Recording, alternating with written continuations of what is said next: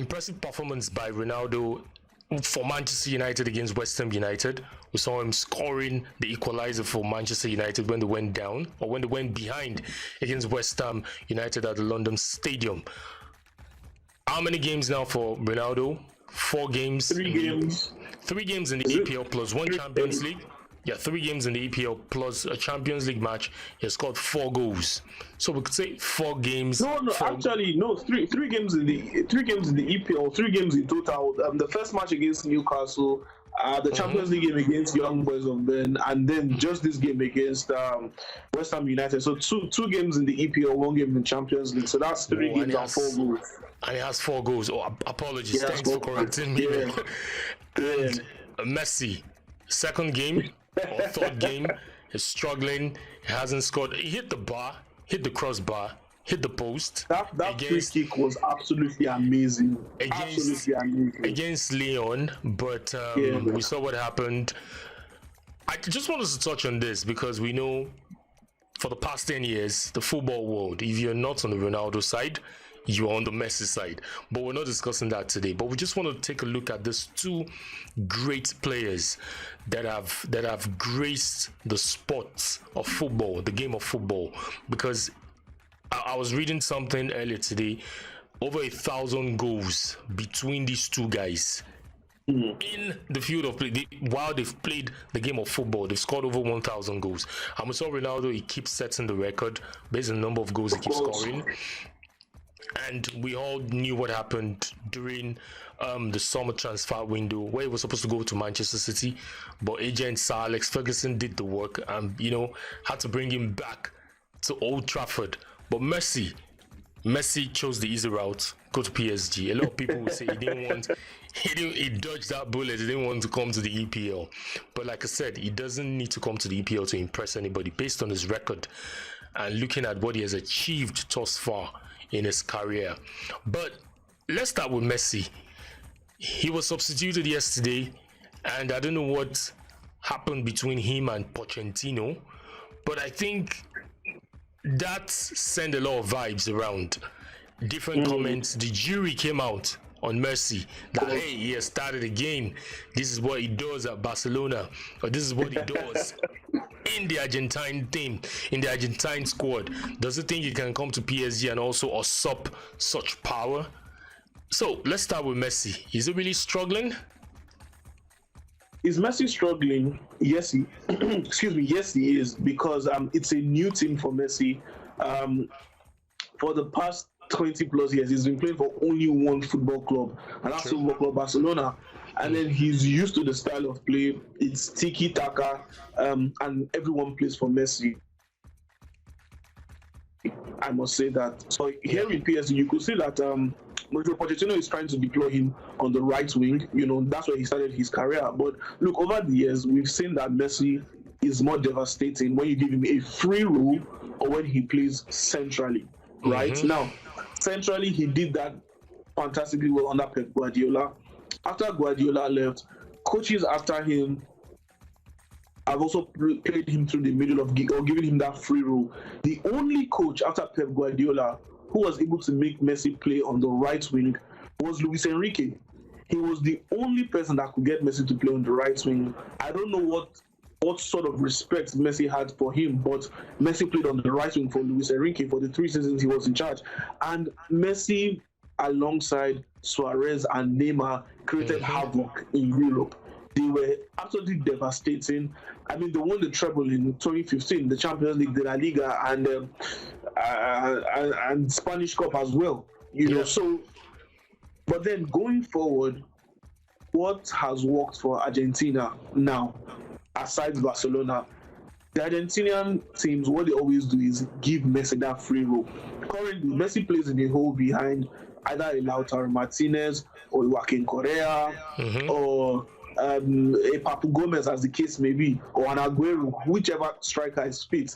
And then Messi is flanked with 2 very industrious wingers, and then he's got a solid pivot in the midfield behind him, right? So he doesn't need to do so much of defensive work. He's got players around him who can always complement him, work hard for him. And also, players who can be on the same wavelength as he is. So I'm taking a look at that, and I'm wondering why Poch is not playing in 4-2-3-1. I struggle to understand why Poch isn't playing in 4-2-3-1. Why not play Messi behind Icardi? Why not have Neymar on the left, have Mbappe on the right, and then the pivot behind Messi on a good day, I believe, should be Marco Verratti and Jorginho Wijnaldum, or a Jorginho Wijnaldum and a Nicolas Paredes. Give him a solid pivot, because defensively they are good to go. If you ask me, on a good day, they've got Hakimi, they've got Marquinhos, they've got Tilo Kehrer, they've got Kimpembe, Ewan Bernat if he's fit, Eliven Kozawa if he's fit as well, and then they've got young players coming through the ranks, someone like Musa Diallo. So, and obviously they just signed Nuno Mendes from Sporting Lisbon as well, the exciting left back. So they are good to go all around the field. For me, they've got Team A, Team B, and Team C, because you still got other players on the sidelines like Julian Draxler, Pablo Sarabia. The list goes on and on and on. The question is, why hasn't Poch set up this team in a way that complements Messi? Whether you like it or not, Messi is the greatest player in that team. Messi can make a difference. However, you need to equip Messi. Sadly, that seems to be the difference between Messi and Ronaldo. Ronaldo can run the whole show on his own. However, Messi needs to be equipped. So if you understand the type of player that is coming into your team, why don't you do what needs to be done to get the best out of this player? Messi is who he is for a reason, so utilize him to the best of your ability. And currently, it's quite obvious that Messi is struggling to fit into that fast-paced 4-3-3 formation that Poch is trying to deploy. I saw the game against Club Brugge. The opening minutes, it looked really good to me. Passing here and there, they seem to be finding each other really good. That's Messi, Neymar, and Mbappe. But after 20 minutes, Messi gassed out. He was just walking on the pitch. He was not able to track to the right wing the way he's meant to. But then Mbappe was gracious enough to move over to the wing, put the work in, and allow him to just roam around the field. However, if you want to get the most out of a player like that, create a system which will make him active. What is the point of having a Lionel Messi roam around the pitch? You are playing one man down. That's exactly what it is. The last 2 seasons at Barcelona, we saw that a lot with Messi, because Ronald Koeman and the coach before him, they didn't just know what to do with him, So, and Poch should know better. Poch is also Argentine, so they've got on a normal day, they've got a good camaraderie between them. So Poch needs to know what needs to be done to get the best out of Messi. I'm taking a look at his reaction. Talking about camaraderie, because Poch was asked, he said he was just asking Messi if it was okay. And with Messi's attitude, or would I say attitude, or the way he behaved yesterday, he was making his own debut for PSG in that game yesterday. Should he have done that in the presence of the fans? Because while he was stepping out, the fans saluted, they clapped, but there was no standing ovation. They just clapped. But did he have to do that in the presence of the fans, not wanting to shake the manager while you were being substituted? So definitely, like any other competitive player, nobody wants to be substituted, especially when you know that you are trying to win the game.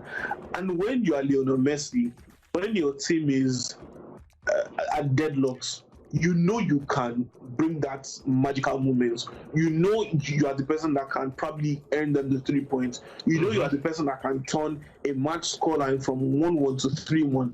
That's Lionel Messi. Lionel Messi does the unthinkable. Yeah. So when you have a player like Lionel Messi who can score goals, create, assist, why are you taking him off the bench? Why are you taking him off the field? I understand that, because look, Messi was not making that type of impact that needed to be made. But Poch said the strategy worked, because I mentioned this in a previous episode. I mentioned it with I think Tijani, and I asked, what's going to define Poch's success at the end of the season? Winning the Champions League alone and not winning the League On, or winning both the League On and the Champions League? So this guy is scrambling. He's doing everything possible to see how he can, nick the point and win every trophy. So if it's going to cost him substituting Messi, which he did yesterday, and at the end of the day, the guy that he brought in, Icardi, scored the winning goal.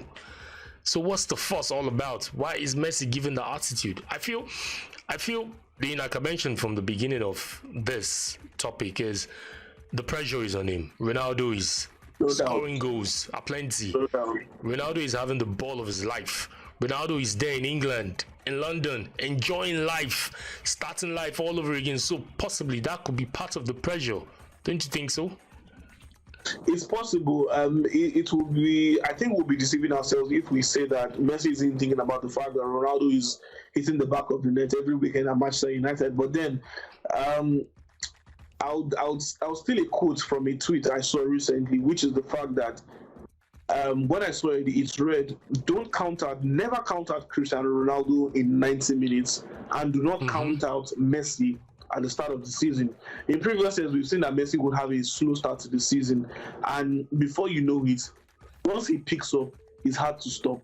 Messi runs riot at every and any team, irrespective of the form of his players, his teammates. Messi will be Messi, and Messi would run riot at anybody.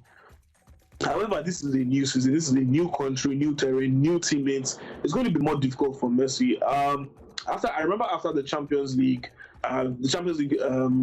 post-match conference, Poch said, you know what, they still need time. The team still needs time to gel together. A lot of players did not have preseason. The first team did not have preseason together. The only first team players that were available for preseason, in fact, the only first team player that was available for preseason was probably Hakimi, Icardi, and Tilokera. Those were the only players available for preseason. Messi, Sergio Ramos, most of the signings they missed the beginning of the league. Sergio Ramos is still not PSG. Fit. Yeah, we forgot about that. Sergio Ramos is a PSG player and hasn't played. Yeah, and hasn't played. Yeah. True. So just imagine how that defense is going to be. Kimpembe, Sergio Ramos, Marquinhos. Come on. You were asking the question, what is going to define success for Poch this season? And if Poch does not secure the domestic treble and win the Champions League, this season is not successful. That's just the truth. Well, is it possible for them to do? It is possible. They've got the team to do it. I understand the Champions League is the holy grail for PSG.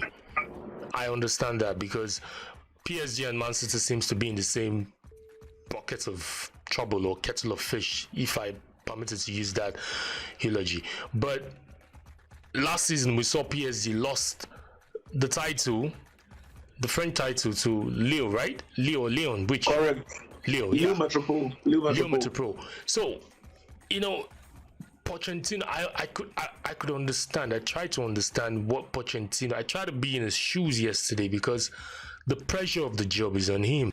Like you mentioned, he has to win the 3 domestic trophy, inclusive of the Champions League. So why will he not want to do everything possible for him to end the 3 points? And PSG, they've gone 4 out of 4. Is it 4 out of 4, 5 out of 5, or 6 out? How many games have they played in the league? 4 out of 4. 4 out of 4. So for me, if it's going to take Messi to be benched or not to start, and Pochettino gets the 3 points, he's going to do it. So I don't understand this Messi's attitude of being substituted and you didn't like it. But your team Messi's reaction and facial expression, for someone like me, is not a surprise because over the years at Barcelona, there are very few players who can attest to the fact that Messi has a bit of arrogance in him. Messi has a bit of Messi fans wouldn't want to agree that. Of course, Messi fans don't want to agree, but you know what? The truth is that Messi sometimes he's not always that humble person that we see him to be. He has a mean streak in him as well. He can make things very difficult for coaches. I remember when Gerard Martino was the coach of Barcelona, and look, Messi did not like the assistant coach. And it was so clear. Whenever the assistant coach was giving out instructions, Messi just walks by. Messi walks in front of me. He doesn't listen. There are video clips to prove what I'm saying. Yeah. So it's even the same thing with Federico Valverde. When Valverde was in charge of Barcelona, he did not like his assistant. He did not speak with his assistant. When his assistant is addressing the squad, Messi does not listen. Messi walks out. Messi walks away. So Messi doing that for Poch is just just giving Poch like a taste of what it is. Look, the way it was for me, the way I saw it, Messi walking off, and then first of all, there was even one camera dedicated to Messi during that game. So Messi is walking off, and then on the right hand side of the PSG bench, you've got a couple of journalists sitting there. You've got a couple of fans as well. So all eyes are on Messi. The cameras are on him. Immediately he sat down. Even Leandro Paredes was like, "Come on, what are you doing? What's going on? What's the reaction?" So, I mean, when you take a look at that, that's just Messi letting coach know that, look, I want to be playing full games. I want to be the person scoring the winning goal, not Icardi, with all due respect to Icardi. But you know what? Because, they have a history. They have a history. Of course, they do have history. Of course, they do have history. But then again, look, this is present. This is 2021. They are teammates now. At the end of the day, it's all about getting the 3 points, just like you said. If chopping and changing the squad is what's going to get the 3 points for Poch all the time, very good. However, Poch still needs to find a way to make every single player happy. I've told you that PSG can come up with at least 2 or 3 squads from the couple of players that they have currently. Poch needs to find a way to make all these players happy. Keep in mind that Pablo Sarabia is a starter for Spain. So he would want to get games. Icardi wants to get back into the Argentinian team now that Aguero is injured. Tilo Kehrer wants to be consistent for Germany. Look, the way Hansi Flick handles the German team, if you're not playing first team football for your club side, if you're not consistent, you will not play football. So Tilo Kehrer wants to keep his place in the squad, even though Sergio Ramos is going to come back from injury very soon. Every single player wants to play. So Poch needs to make everyone happy. Just to round off, is Ronaldo going to continue on this form, scoring a goal a game? Because if he does that, with the way the guy is going, he could bag 20 goals, 20 EPL goals. He could bag it. Do you see him going all this way? And Ole keeps playing him 90 minutes. In the EPL games he has played, he has played full 90 minutes. Should he not be worried? 36 years old, despite Ronaldo taking care of himself. I think you should just cut the guy some slack and let him rest. But just a minute to round off. Do you see him going all through this with the same form? I mean, if he continues this way, he will definitely get 20 plus goals at the end of the season. I mean, while at Juventus, for the 3 seasons he was at Juventus, he was still scoring 20 plus goals at the end of the season. So why not at Manchester United? He did it before while he was playing in England. Yes, he's 36 right now, but then again, we've seen the transition in his gameplay. He's not a winger that drives him from the left-hand side anymore. He is a tactical striker. He's a tactical forward, being at the right place at the right time, finishing off his chances, being ruthless in front of goal. That's Cristiano Ronaldo. He can do it definitely. He tormented Zuma and Ogbonna yesterday. He tormented those 2 guys. I think those 2 guys were relieved to hear the 90 minutes, to hear the full time. Of course. And he was meant to even get a penalty. He was meant to get a penalty if you ask me. Yeah, at least 1 out of the 3 incidents that happened, he was supposed to get 1. One should have been given. Questionable officiating from the referee yesterday and VAR in that match between West Ham and Manchester United. But it is what it is. Ronaldo keeps giving us content week in, week out. We talked about him last week. We're talking about him this week. Possibly we could talk about him next week. But it's nice doing this video. Every other episode this season. Viva Ronaldo. Yeah, it is, man. It's nice doing this with you. Thank you very much. Always a pleasure. Thank you so much.